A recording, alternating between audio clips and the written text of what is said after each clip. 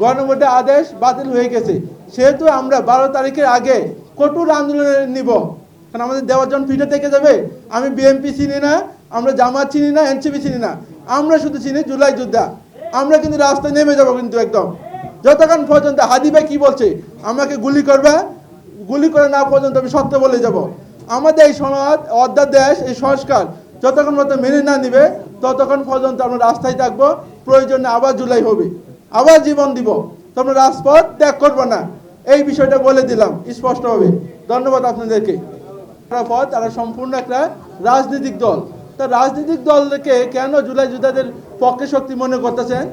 আপনারা যখন এই যে জুলাই সনদ লিখিত করছেন তখন আমাদেরকে জানান নাই, আমাদের মতামত মনে করেন নাই যে নেওয়া দরকার। শহীদ এবং জুলাই যোদ্ধাদের মতামতের গণনা আপনি মনে করেন নাই। তো আমরা কি করছি, ঐকমত্য কমিশনকে জানাই দিছি যতক্ষণ পর্যন্ত না আমাদের জুলাই অঙ্গীকারনামা সংশোধন করবেন ততক্ষণ পর্যন্ত আপনাদেরকে প্রোগ্রাম করতে দিব না।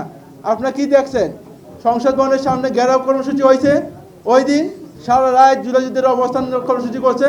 তারপরের দিন 17 তারিখ আমাদেরকে তারা সংশোধনী করছে। সংশোধনী করার পর কিন্তু আমরা সংসদ ভবন ত্যাগ করছি।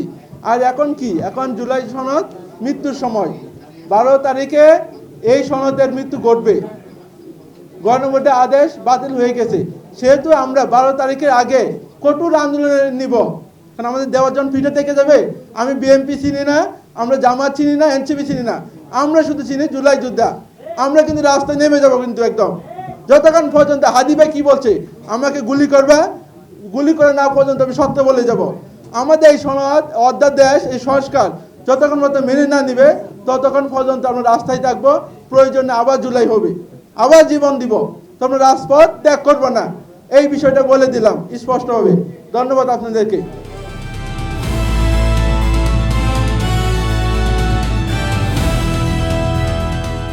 দিনাজপুর টিভি, মানুষের জীবনের কথা বলে।